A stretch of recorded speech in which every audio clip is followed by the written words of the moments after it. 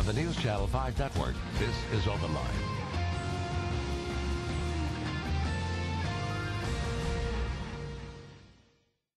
Hello everyone, welcome to OpenLine. I am Ben Hall. Good show tonight, talking about planning for your future, or maybe the future of someone you love. How do you pay for the high cost of nursing home care? How do you set up a trust or a will? All kinds of different things we can talk about. Happy to have someone here who can answer these questions for you. Call in with your question or situation. He can help work through it. Tim Takacs, thank you for being here. Once again. Good to be back. Always happy to have you. Right here on a nice hot night. I know, very. Yeah, very nice after a great holiday weekend. So I always am interested. What are you seeing this time of year? You come on, fairly regularly. What is coming through your door, like today, this past week, this season? Well, it's interesting, that today, Tuesdays in our office is what we call estate planning day, because we try to see our clients who are coming in to do estate planning. So we had a gentleman that came in who's in his late 60s. He's been married before. We remarried. He's still friendly with his first wife, and now he's got a second wife, and they married 4 years ago.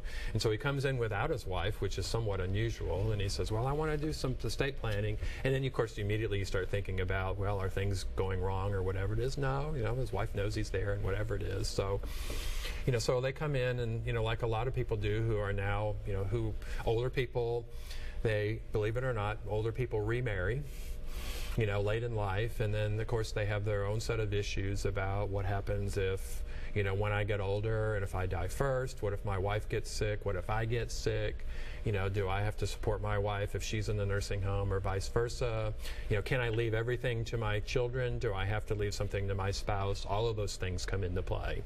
I bet that is a big question. Yeah, it really is. Generally speaking, and see, there's so many different ways we can go, and I'm always interested in talking, but do you have to leave something to your spouse, or could you just leave it all to the kids? If you have a will, you can do whatever you want, right? Yeah. Right. But, I always say is that you can only, the only person that you can't disinherit is your spouse, which means that people get married and they think, well, my spouse will never, she'll never claim against my estate or whatever it is because we have an understanding. And I've had that case before where there was really no understanding. But it is literally true, or legally true, that if you are married to somebody, it doesn't matter whether you're married for 5 months or 50 years, and then you pass away and you disinherit your spouse has a right to claim against your estate. And I forget the percentages offhand, because many years ago the legislature said, well, if you've been married for 10 years, I believe, then your spouse is allowed to claim up to 40%. So there were actual there are actually percentages. Yeah. So like the first year maybe 10% or whatever it is. So so who knows, people out there waiting to see how long I'm going to live and how long we're going to be married. But I mean, it's legally true is that unless your spouse consents, then you have to leave your spouse something. In which case, so you die, and then if the spouse says, well, I want to file a claim, then the spouse files a claim and they get whatever percentage that they're entitled to.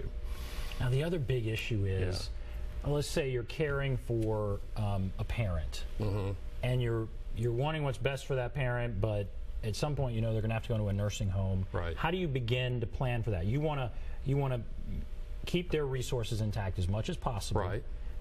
But we've talked about how much does a nursing home cost, and what are some of the things somebody who's maybe caring for a parent should be thinking about? Right. So first of all, answer that question first about how much does a nursing home cost. And the average cost of a nursing home nationwide is almost $90,000 a year. And in Tennessee, it runs around $80,000 a year. So we're pretty well close to the national average, and probably in the Middle Tennessee area, we're probably right around, if not above. So we're $7,000 a month is what you can figure if you're in the Nashville area. But now, I would think most people just cannot afford it. And they really can't. I mean, we all know. And so, most people, I think I've read somewhere that the average older person has maybe enough to cover 6 to 7 months of nursing home care before they have to start seeking help either the government or family or friends or something else, or so that's pretty much the way that works. So when you start thinking about, okay, you're caring for an older parent, and you're starting to think about nursing home care, one of the things that we always say is that although it's never too late to do something, the earlier you get started, the more planning and the more perhaps successful planning that we can do. I know a lot of our viewers, regular viewers, have heard about like a 5-year Medicaid look-back period, and what that means is that, and we've talked about that on the show a lot, about giving money or property away, and should you do that, and if you do, will the government penalize it? And we have a lot of those situations. People walk into the office and, should I give my house to my kids? Should I do this? Should I do that? And all of those we have to very carefully weigh as to, how long is it going to be before you might ever need nursing home care? Can you expect to pay privately if you don't make through the 5-year look-back period? Should you should you transfer money or property to a trust? Because if you give money to your children thinking they're going to hold it, I often say is that bad things happen to children. And if you've been doing this as long as I have, maybe 99 out of 100 times it will work out, maybe. But there's always that 100, that 1 out of 100 time or whatever where it doesn't work out. And I've seen children die, or children wind up having creditor problems, and then the next thing you know, the money is gone. Is another fascinating scenario where, absolutely, somebody says, okay, I'm going to protect my money, right, and I'm going to give it to my very responsible daughter. Right.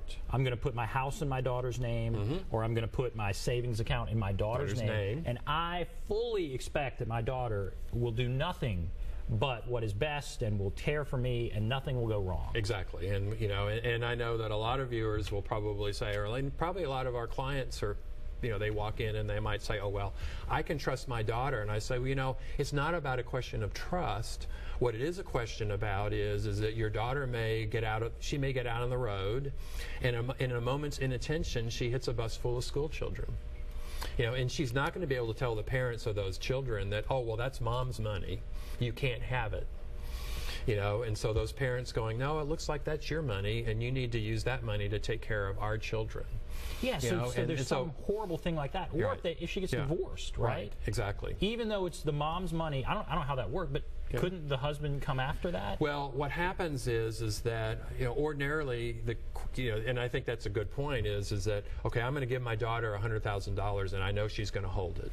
So the daughter says, okay, I'm going to set this money over here and I'm going to put it in my name only, and then let's say that they are going through a divorce and then mom needs that money. Well, maybe eventually that money is going to be the daughter's, but you have to have a judge that decides that first. So is that the daughter's money or not? Is it, did she seek the advice of her husband or her spouse, how to invest it? Was the married couple relying on that money for some other things that they were trying to do? So all of those sorts of things come into play, which is why we almost always, we almost never want to rely just on setting money aside in children's names, because that's why you would almost never recommend just give the house to the child. Oh my gosh, yeah. I just can't remember. No. I really can't remember the last time I ever did that. Right. I mean, I've had people. I remember years and years ago. We're talking about like 15 years ago. I remember these two ladies that walked into my office, and she goes, "Well, our parents want to give their house to us." Okay. And I'm going, okay, well, tell me more about this. Well, they live in like some nice part of Hendersonville where, people were buying their houses like in their 50s, like in the 1950s, and those $30,000 houses are now worth $600,000 or $700,000 or more. Wow. So she's like, I remember the one daughter saying is that, well, everybody on our parents' block is giving their house to their kids, and all I could think of was, okay, back then we have a Tennessee gift tax, and also when you give away property that has a low tax basis like that, so it's got a $30,000 tax basis, and they give the house to their kids and then they die, and now the children have that low tax basis, and then when they sell the house, they have like a $600,000-$700,000 capital gain. Wow. You know, and I used to say, you know, I would say sometimes, I say, you know, that would pay for a lot of nursing home care, the taxes that you pay. You know, whereas I know it's a concept that it's kind of hard to, you know, explain in like 50 words or less. Right. You know, but you know, sometimes the way we put it is that death is often a pretty good thing, especially for the beneficiaries, because they get a step up in tax basis. So, you know, mom and dad they own the house since 1960, and they bought it for $30,000, and then when they die, it's worth $700,000.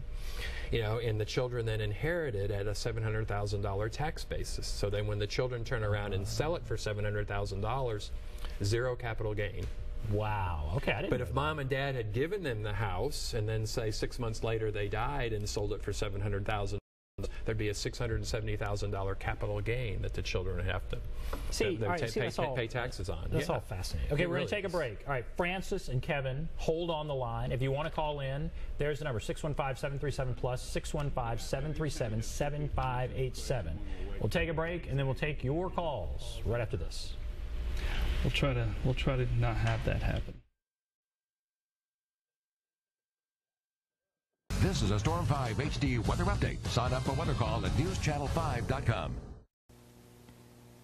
Fairly peaceful day across Middle Tennessee and Kentucky this afternoon. A few passing puffy clouds and big time heat. Unfortunately, heat is going to be our story pretty much this entire work week. Building each day. Tomorrow, very sticky. Expected to see a high of 95. Speaking of the temperatures, this is what it looks like across the southeast. We're not the only ones cooking. Our neighbors to the south, northeast, pretty much all sides. Very hot, humid conditions for this time of year. Overnight tonight, we will drop into the 60s for most folks, but the humidity will stay up, so it's going to feel a little muggy. Here's a look at current conditions here in Nashville. This is updated every hour. 69, as I said, for that overnight low tonight, a gentle breeze, and could see some patchy fog in low-lying fog-prone areas. The heat big time tomorrow, 95 in the afternoon, 94 Thursday. Clouds will thicken Friday ahead of a cold front, which will bring us some relief as we head towards the end of our weekend. Here at Creekside at Three Rivers, we're putting the finishing touches on our all-new Creekside Villas. The Creekside Villas are a new part of our innovative memory care program. They feature a home-like setting, but with nurses and caregivers on duty 24/7. Our villa residents will even enjoy home-cooked meals. Best of all, our families will know that their loved ones are safe and secure. To learn more about the all-new Creekside Villas, visit us online or call today to schedule a tour. If you want to shed the fat and sculpt your body to get that slim, sexy look of your dreams, then you need to stop working out. Say what? And start rocking out with Rockin' Body, the fun new body makeover system that was created by fitness expert and Insanity creator Shaun T. Rockin' Body combines dance and fitness in a fun new way so you can achieve insane weight loss. I lost 30 pounds dancing. Now you can tone and tighten your abs, shrink and shape your hips and thighs, and lift and firm your booty, all while you're just dancing. I've lost 33 pounds. I feel sexy. And now, for a limited time, the complete $80 Rockin' Body system is 75% off. That's right, Rockin' Body is only $19.95. We'll even upgrade you to express shipping free. Get the complete Rockin' Body system for only $19.95. Call 1-800-307-0417 or order online at rockinbody.com. 1-800-307-0417. Call now. If you spend any amount of time in the great outdoors, hunting or fishing, you need to watch Southern Woods and Waters on News Channel 5+. Join host Hugh McNaughton and our area's top sportsmen as they share their experience and knowledge. Southern Woods and Waters is all about Middle Tennessee, and it's live. Call in with your questions. Whatever the season, that's what they're talking about. Tune in to Southern Woods and Waters Thursday night at 8, or catch the encore presentation Sunday night at 8 on News Channel 5+. In Albuquerque. Welcome back, everyone, to Open Line. We are talking with Tim Takacs. And really, we want to hear from you at this point. We have several calls on the line. We want to hear your story, your situation. Tim Takacs can help kind of answer your question. Let's go to the phones. Let's go to Kevin. Hello, Kevin. Go right ahead, Kevin. Hi, this question's for Tim. Hi, Tim. Hey, Kevin. I have two elder parents, and late this spring, they've been living in Florida for many years. and I moved them up to Michigan in assisted living. Okay. You talked about the cost of assisted living, and they're both in assisted living. I am trying to work. My dad was a Korean War vet, and possibly getting assisted living help through the VA. Yes. My question is, I've started it, but I'm not getting very far, and I was wondering, should I seek legal advice to pay somebody to help me get this pushed through? Right. To navigate the VA. Yeah, so... Yes, and a friend of mine, his dad went into assisted living. He talked about a irrevocable something trust or something.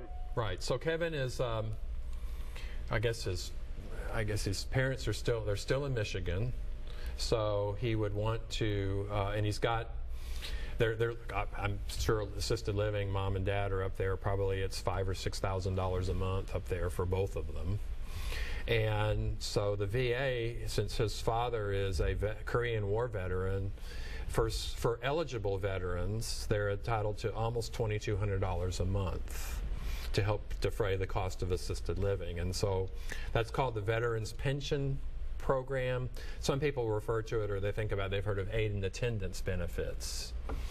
But it's actually the Veterans Pension, and that's a program that's supervised by the VA. And so the VA literally, for eligible veterans or the widows of veterans, they will pay a cash payment, a monthly cash payment towards the cost, let's say assisted living. And so really where Kevin is, he's going, well, do I need to get legal advice? And I would say, yeah, because the VA has a net worth test. They basically say if you have a certain amount of money or property, then the VA says, well, you don't need our help.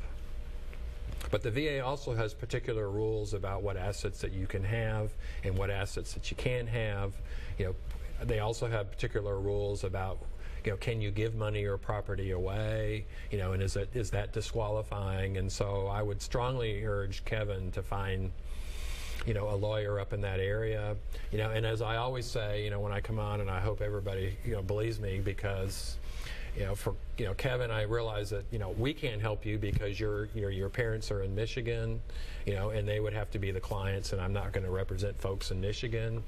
But I know a lot of lawyers that do this type of work in Michigan, and so he should definitely contact the office, and we'll figure out how to.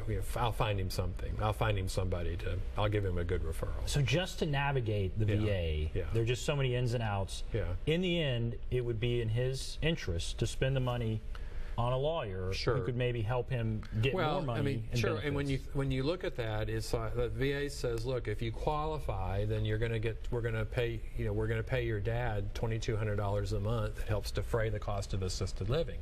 Well, that's $25,000 that's over $25,000 a year. And so I would say is that that's probably worth paying somebody to help you plan for that. And in addition, to get other planning that would need to be done as well, because and not only does his father have they have to think about, okay, going to assisted living and get a veterans benefit. What if neither one of them or one of them can't stay there and they need nursing home care? Because sometimes things that you try to do to qualify for the veterans pension can mess you up for Medicaid. So it's you have to find the right people that know how to plan for this. All right, we have a bunch of calls, so I'm just going to keep going through the calls. He also asked about an irrevocable trust, and we'll get to that in a moment. Thank you, Kevin. Good call. Let's go to Francis. Hello, Francis. Hello. Go right ahead. Are you there, Francis? Yes. Go right ahead. Okay. My sister lives in Arkansas. She's taking care of my mother. Well, my mother thought she was planning on having enough money to bury her. Well, my sister said that the state told her that she could not have any kind of money at all, and that she needs to spend all the money. We asked her to just put money back, and she decided she told my brother to take the mother out in 2 weeks.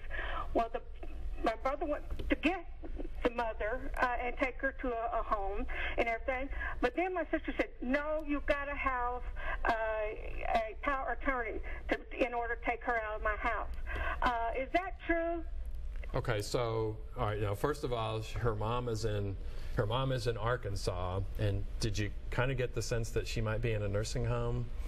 You know, and her. I got the sense things are not going well. Yeah, things are not going well. And now, since we're not really sure how to parse all of this out, but to help her answer her question, now she can't set money if her mother winds up going into a nursing home.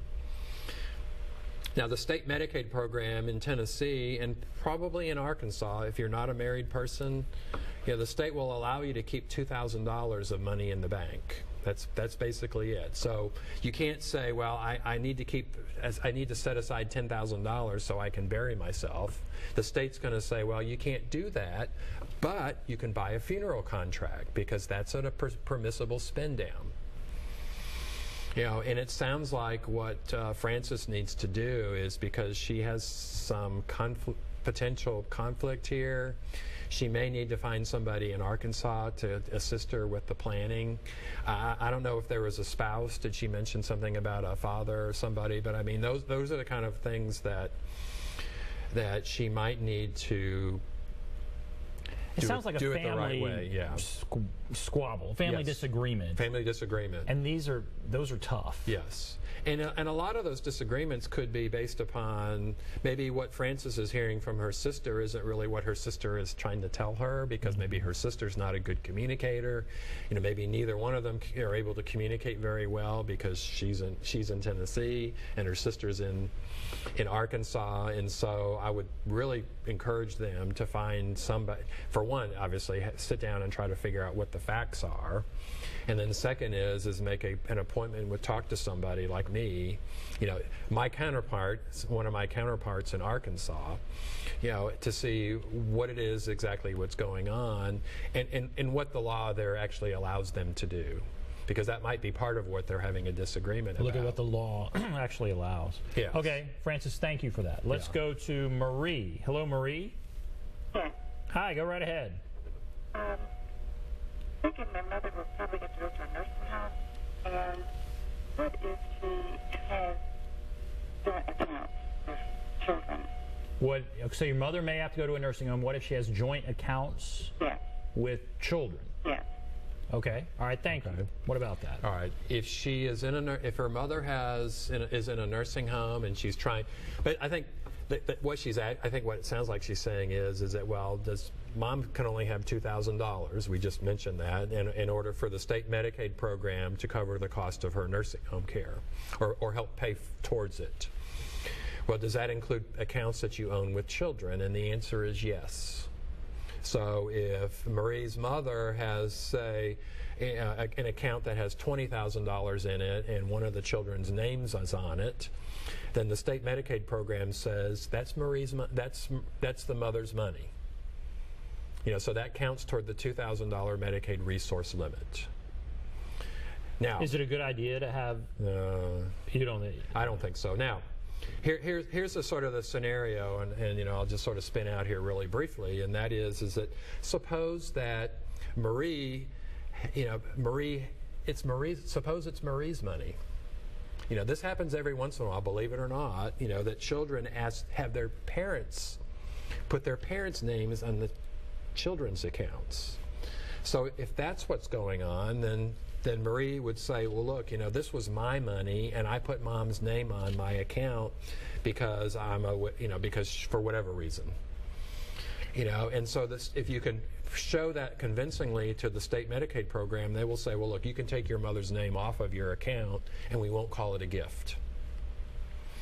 But that's not usually the way it works. Usually children wound up putting their names on mom's account, or mom puts them on the account. Probably because mom doesn't want to pay the bills, and they trust the child to do that. Yeah. And it's easier for the child just to write it, or is that's generally what happens? That's generally what it is. There's two reasons why they do that. One is, well, if something happens to mom, meaning she goes into the hospital, I want to be able to pay mom's bills. It's like, well, that's what a power of attorney is for. Okay. Second is that, well, if something really happens to mom, which is synonymous around here with death, right? So if mom dies, right, you know, then mom wants to have me to have that money, or have us to have that money, and don't have to go through court to get it. Okay. One is that how do you solve the problem of power of attorney or having authority on the account? There's two ways that you do that. One is that mom does what she should do and name somebody as her power of attorney. You know, so that person then has all the authority they need to write checks out of mom's account. But if they don't want to do that, then at least they can give mom can give the daughter signature authority on the account. You know, I authorize her to sign my checks, but it's not her money. Because if it's the daughter's money, then guess what happens then? You know, the daughter gets sued. I mean, I remember being on this program probably about 10 years ago, you know, and we had some lady that called in and said that, well, that happened to me because the next thing you know, I got a call from the bank and they were taking $1,100 out of my account for my daughter's dental bill. Wow. I mean, just right after I had been talking about it here. On the hook. Yeah, immediately on the hook. They were immediately on the hook, and it's like, well, so how could she avoid that? And the answer is, well, the dentist says, you know, you gave your daughter co-ownership of that account. Now, that's easy for the bank. They don't have to worry about whether the daughter has authority or not by see her as a co-owner. But what's good for the bank isn't necessarily good for either one of them. So these quick fixes that put two names on the account, that's not the best way to go. That's not the best way to do that. Yeah, so they want at least give signature authority. If you don't want to get a power of attorney done, get signature authority on the account. You know, and unfortunately, the banks tend not to, like I said, they tend not to maybe necessarily recommend that because they don't want to worry about signature, about authority. They want that person to be an owner. Right. You know, and then second is that you can make the account payable on death to whoever you want. So the account when mom dies, it's payable on death to the children. You know, they just go to the bank with a death certificate and say that's our money. All right, we're going to take a break. We have a lot of calls, so hold on the line. Marilyn, Roberta, Ken, all of those on the line, and others. We'll take a break. Be back with more calls right after this.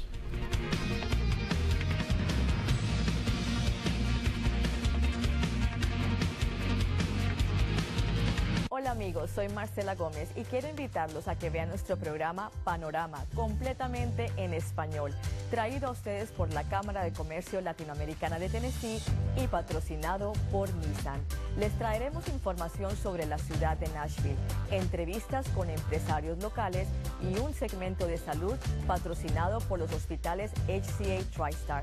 Sintonicen los lunes a las 9:30 de la mañana en News Channel 5 Plus.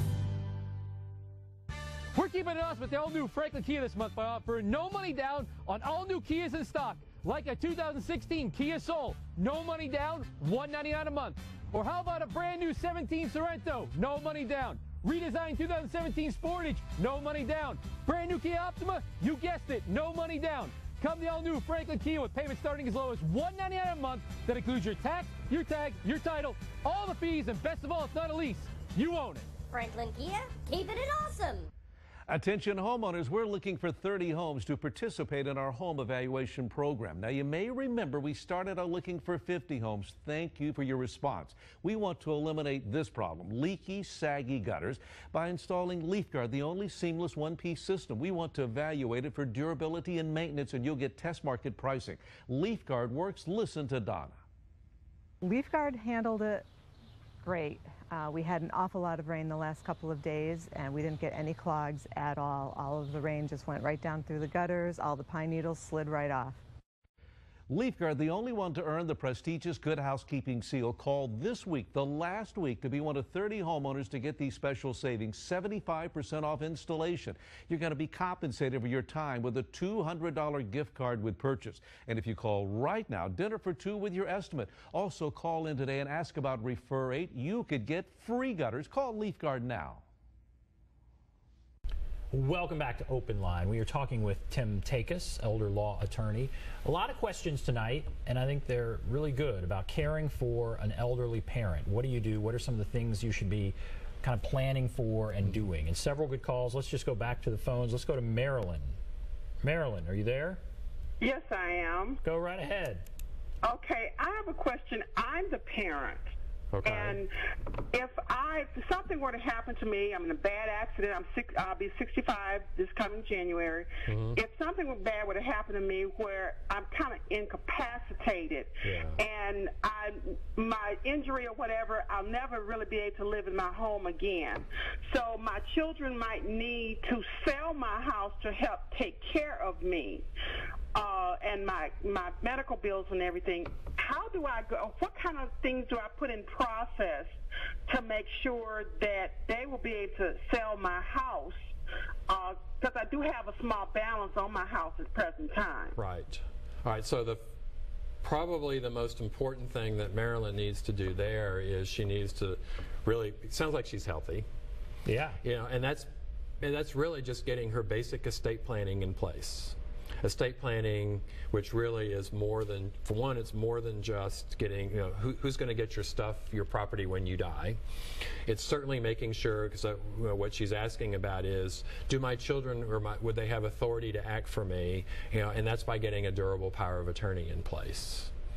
Now, one of the things that she probably ought to think about is that if she is healthy and she's either retired or near retirement perhaps or whatever is that she might want to consider looking at the long-term care insurance or something like that, because you know I often say people who are in their late 50s and mid 60s are kind of like in the sweet spot for long-term care insurance. And so now it may not be appropriate for her because maybe she has too much money, you know, so she can be self-insured. Maybe she doesn't have enough money to pay the premiums and whatnot. But certainly, you know, any well thought out retirement in estate plan, you know, should at least consider that.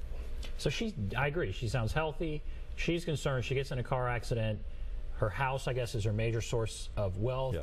How do her kids then access that source of wealth? Sure, and then of course she's got a power of attorney, and so they are able to, you know, so basically they have all the legal authority that they need in order to sell the house and use the funds for Marilyn's care. And I bet the kids and she have, or at least she has thought about, I'm just going to put the house in my kid's name, and you again say don't do that. And that's where maybe, you know, that if she obviously she has enough of a concern to call this program, right? You know, it might be a good idea for her to have a conversation with her children and say, look, here's some things that, you know, I'm concerned about. I'm not worried about it necessarily, but that's just called being an adult and planning for the future. You know, and hopefully her children will welcome having that conversation, because a lot of parents, it's a very difficult conversation to have. You know, in fact, it's sometimes so difficult they wind up calling it the conversation, you know, which is the parent and child conversation. So, you know, that's a good opening for her, you know, to talk about that with her children. Marilyn, thank you for the call. Good call. Let's go to Roberta. Hello, Roberta. Hi, I've got two questions on two different subjects, if you'll allow that. Yes, absolutely. Go ahead. First one, I'm not sure if Tim can be too helpful or not, because he can be helpful if this is kind of a generic situation that he's familiar with. But basically, I'm one of the beneficiaries of an agreement that was signed by, my dad, and then it was a family business, and basically when my dad retired, his brother and cousins and whatever, their children were the beneficiaries. So basically I collect a check, and I have no responsibilities other than, you know, paying the taxes on the check. And this partnership agreement is supposed to last 50 years, and my question about it is, what happens at the end of the 50 years? Is it just split between all the parties? Are you familiar with anything like that, just basically? Yeah, pretty much. In fact, I worked on a partnership, some business stuff actually this afternoon. So, you know, among basically an older gentleman who's retiring and buying out. You know, he's going to be bought out of, you know, by his children, and so literally what happens after 50 years. You know, you part of that you have to look at what the, you know, having the agreement in front of me says. Sometimes it depends on what state law it is. So if it's Tennessee, you know, after 50 years, what happens is that it sounds like the partnership terminates. And when the partnership terminates, that basically means that the debts of the business are paid. The assets then are surrendered or sold or whatever it is, and then the partnership assets are divided among, the beneficiaries or the current owners. Right. Now, presumably, and when I say presumably, I'm walking on, ground that I'm not so sure about is that the question really, the next question would be is, well, is there any way to get around that? And the answer might be is that a lot of that may be depending upon, first, what does the agreement say? And second is that could they get together, all of the partners or beneficiaries, and come up with another agreement? And now that says something different. All right, did she have two questions? She said you had two. Yeah. Did you have another one? Go right ahead. The second one has to do with the fact I'm in the middle of my own estate planning right now, and basically I only have one relative. I don't have children, and I don't have a spouse, so I don't have any responsibilities in that regard, and I'm going to leave everything to charity. And my question is, the executor of the estate, we had some difficulties when this person was the executor of another estate, and I saw how that was handled, and I wasn't real thrilled about it, but it was not serious enough to, go to court or even raise any questions short of going to court, other than just to indicate that the deceased wishes were, that's how I kind of looked at it. It was and she had Alzheimer's, and so that's where some of the questions came in about what her intentions were. So different points in time. So my question is, if I decide to leave everything to charity and leave this person in charge, what kind of oversight do they have? Because there's literally doesn't seem to be anybody that's looking at see what they do. I mean, you could say, well, after you're dead, what do you care? Maybe that's what I need to. That's how I need to look at it. Well, if you want your money to go to charity, you want it to go to charity. Okay, exactly. That's a great question. Sure, it is, and one of the things that we know over, and this is something that we're expecting to start seeing more and more. People like my age. My wife and I, we have no children, and although we have, siblings and we have nieces and nephews, you don't necessarily want to burden them, with administering our estates. So now, what she is saying though, is it Marilyn? It's Roberta. What Roberta says is that, well, how do I make sure that the charity gets what I want them to get? And this executor does what I want the executor to do. And then, so my response might be, to start out, would be is, why don't you go talk to the charity? Because if you know what charity you want to leave your assets to, then they will give you some ideas as to how to make sure that they get involved right from the get-go. And all right, does that make sense? That's a fascinating question to me. Yeah. All right, so you don't have kids. You want to leave your money to charity. I think that's great. Yeah. But you want to rest assured that's what's actually happening. Right. So she has some level of discomfort with the person that is going to be the executor. Why use that person? Is it hard to find someone to be an executor? Sometimes it can be, because you're going, okay, I've got one relative, and maybe that's the person that she's thought, and she sees firsthand how this person is.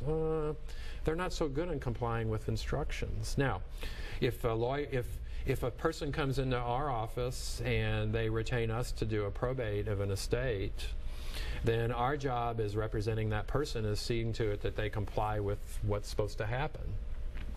In fact, but that's why I get back to, sometimes the most difficult decision that a person has to make is, who's going to be in charge when I'm not able to be in charge?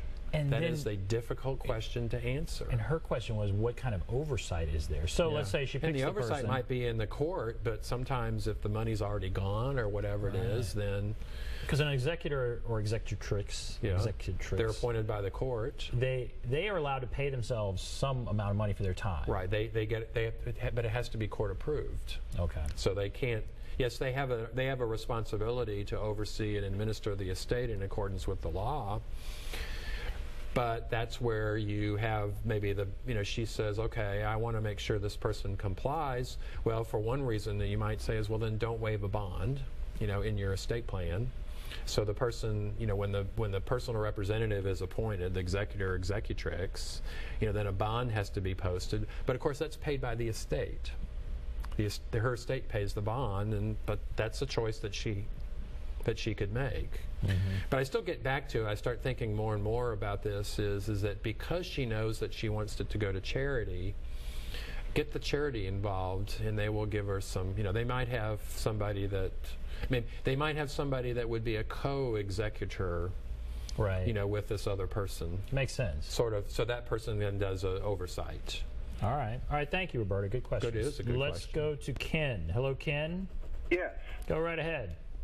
Yes, I am a 57-year-old divorced father of a 5-year-old boy. He's my only child. And I want to leave. I have heard the term trust will before, but I basically want to leave, my house. I just paid everything off. I'm out of debt. So I just want to have it set up so that, if anything happens to me, that, it would be liquidated, everything, insurance, 401k, all of that, and put into a trust that would be delegated to him, like when he turns 25, maybe get 10% because, he's going to blow it. Yeah. And then maybe at 35, age 35, get another %. Right. Where do I begin? So do I start at the bank and set up a trust fund? So it sounds like he's thinking, he's a chip off the old block. So, because he might blow it. He might blow it. Yeah. You get a windfall at too young of an age, you probably would blow it. And so he wants to responsibly kind of dole it out there. I often say is that sometimes 5 years when your child is 5 years old, you really don't know for sure what you're going to get. But usually, probably when they're 12 or 15, you probably have more of an idea of what your kid's going to be like. Now, I don't know that he certainly could go to a bank, but the bank's going to tell him go to a lawyer that will do your estate planning, because that's really what he's talking about. Is that he has an estate plan that has, he mentioned a trust will, and all that means is that he's got a will in which he bequeaths his assets to a trustee. And the trustee that he's designated in his will has certain, it's set out in that will certain responsibilities toward his son. Now, one thing that we know is that let's say that Ken dies when his son is 12 years old, and there's a trust that's set up in the will for his son. Well, since he has a duty of support of his son until the son turns age 18. Then the trust is going to have to support his son. Now, once his son turns 18 or 19, graduates from high school or whatever, he might want to have, Ken might want to have provisions in his trust that says, well, if my son is going to college, I want the trustee to help him pay, for a college education, or if he's not going to college, maybe some other things that he would like to see, for his son. Those sorts of things that he could have put into his will. And then it says something like, but when my son turns age 25, I want to give him a certain percentage of the trust estate. The rest remains in trust. Ken's challenge on that, though, is like we were just referring to earlier. Who's going to be the trustee? Right. And what if you pick the best trustee in the world and then they don't live as long as when the trustee's gone when your child turns 25? Now, one thing I always say is that a trust will not fail for lack of a trustee. So let's say, because I've had people come into my office and say, well, I'm 55 years old, and the only responsible adult I know is my father, and he's 80. And I might say, well, why don't we just name your father as the trustee, because, what's the worst that can happen? You die early, and then your father says, well, I can't do it, but at least you've tasked him with finding his replacement. So that's always an option. Or if he's dead, then the judge appoints somebody. When you identify a trustee and that trustee dies, it's that trustee's responsibility or a judge's responsibility? Ultimately, it's a judge that would appoint a new trustee. Now, in my documents, I will give the trustee the right to appoint his or her successor under appropriate circumstances, that is, because sometimes the trustee will go, look, I told my best friend I would do this, but he didn't know I was going to be, when he died, that I was going to have cancer and I might not live for another year. So I'll find somebody else. So those are the sorts of things that are okay. That's a great question. Yeah. Ken, thank you for that question. All right, we have to take a break. If you're on the line, hold on. We will get to your call. Carl, Lee, others. Speed round, right? Take a break. Be back right after this.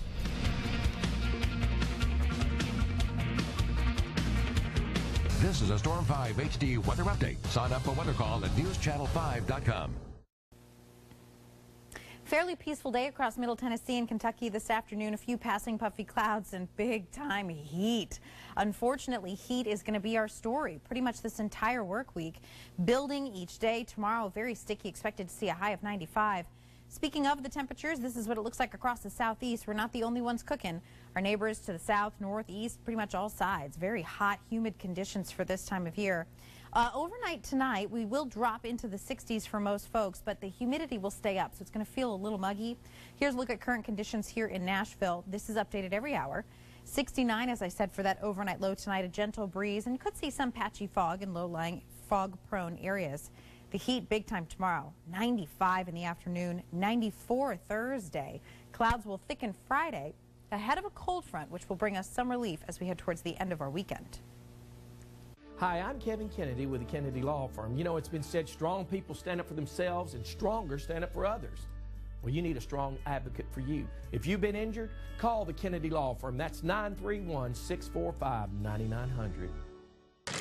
Dr. Sean Pruitt has spent his career in medicine, dispensing expert advice and helping patients get on the road to recovery. Now Dr. Pruitt is here to help you. Introducing Pharmacist on Call on News Channel 5+. Staying healthy is on everyone's mind. Don't miss your chance to get free advice. Watch Pharmacist on Call with Dr. Sean Pruitt, the first Thursday of every month at 7 p.m. on News Channel 5+. Here at Creekside at Three Rivers, we're putting the finishing touches on our all-new Creekside Villas. The Creekside Villas are a new part of our innovative memory care program. They feature a home-like setting, but with nurses and caregivers on duty 24/7. Our villa residents will even enjoy home-cooked meals. Best of all, our families will know that their loved ones are safe and secure. To learn more about the all-new Creekside Villas, visit us online or call today to schedule a tour. Ellen's premiere week is pulling in the stars. LeBron, come here now. We're waiting on you. Next, Ellen, LeBron James plays Make a Shot or Take a Shot. Plus, Olympic gymnast Allie Raisman and... Take it. Okay. You can have it. Really? She's a celebrity. It's okay. Ellen goes shopping with Britney Spears. We're like zoo animals in here. Tomorrow at 3 on News Channel 5. Hi, I'm Kevin Kennedy with the Kennedy Law Firm. You need a law firm that will work hard for you. That's why you need to take a hard look at the Kennedy Law Firm. If you've been injured, call 931-645-9900. Welcome back to Open Line. We have Tim Takacs with us, elder law attorney. He's answering your questions. A lot of good calls tonight. People caring for an elderly one, loved one at home, and all kinds of different questions. We'll just go back to the phones here. Let's go to Carl. Hello, Carl. Yes, I'm here. Go right ahead.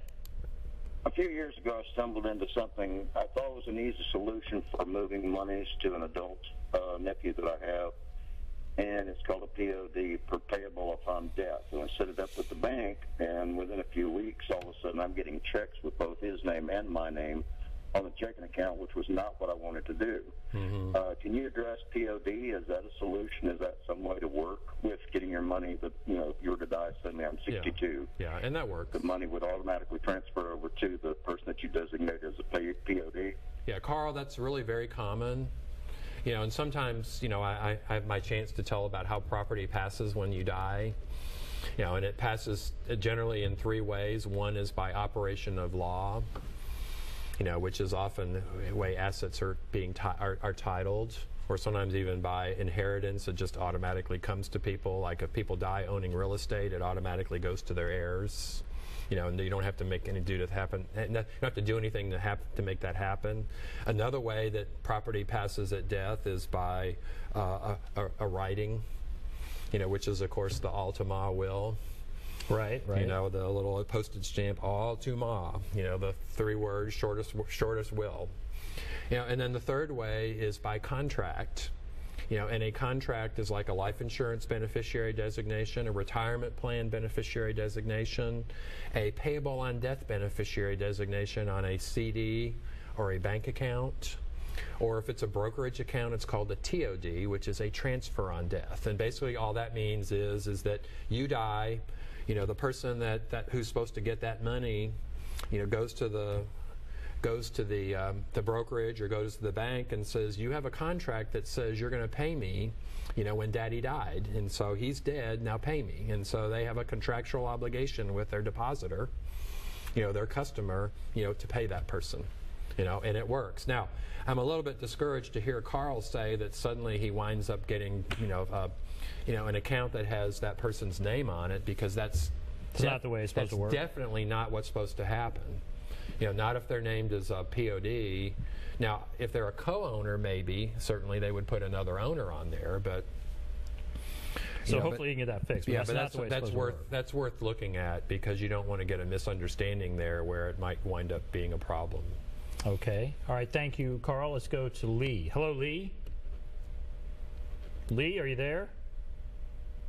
This is Louise. Louise. I'm sorry, Louise. Go right ahead. A few years ago, my husband passed away, and he had set us up with AARP, United Healthcare insurance, the 20%, the gap insurance, and I wanted to know, is that considered long-term care insurance?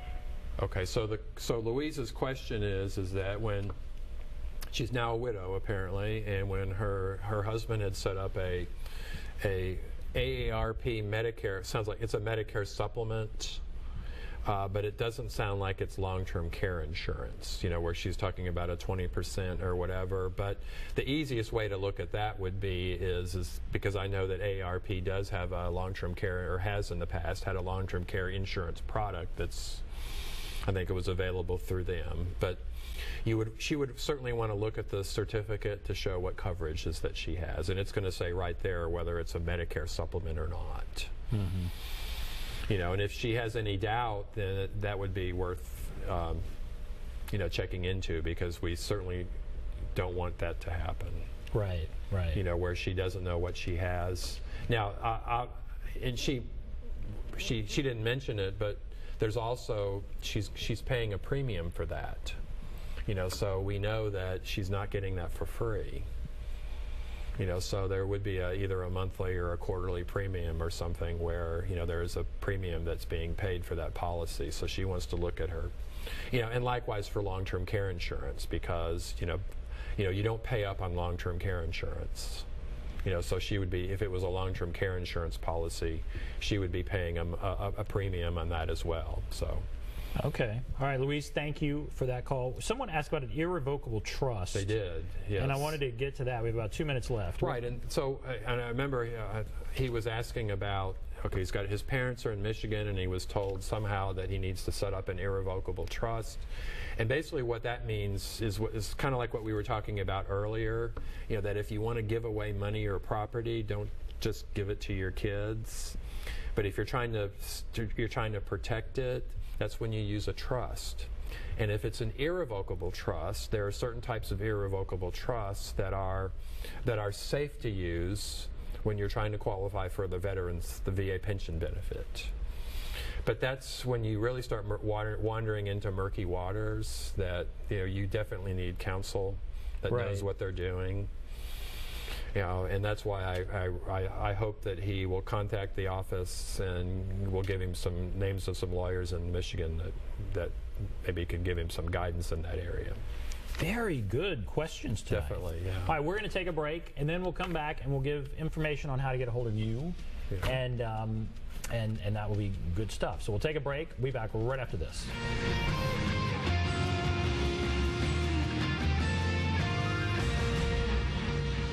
If you want to shed the fat and sculpt your body to get that slim, sexy look of your dreams, then you need to stop working out. Say what? and start rocking out with Rockin' Body, the fun new body makeover system that was created by fitness expert and Insanity creator Shaun T. Rockin' Body combines dance and fitness in a fun new way so you can achieve insane weight loss. I lost 30 pounds dancing. Now you can tone and tighten your abs, shrink and shape your hips and thighs, and lift and firm your booty, all while you're just dancing. I've lost 33 pounds. I feel sexy. And now, for a limited time, the complete $80 Rockin' Body system is 75% off. That's right, Rockin' Body is only $19.95. We'll even upgrade you to express shipping free. Get the complete Rockin' Body system for only $19.95. Call 1-800-307-0417 or order online at rockinbody.com. 1-800-307-0417. Call now. The school teacher who fell in love with her student. I wanted someone to love me. Next Inside Edition. Exclusive. The love letters. The photos she sent. I saw this as a real relationship. What the English teacher wants the world to know. Then, fruits that look like they're from another planet. Ooh, that's delicious. Would you ever eat this? Watch the next Inside Edition. Tomorrow at 4:30 on News Channel 5.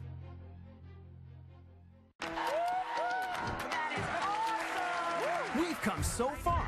10 seasons strong. Oh, that's my kind of hot tub. Look at that.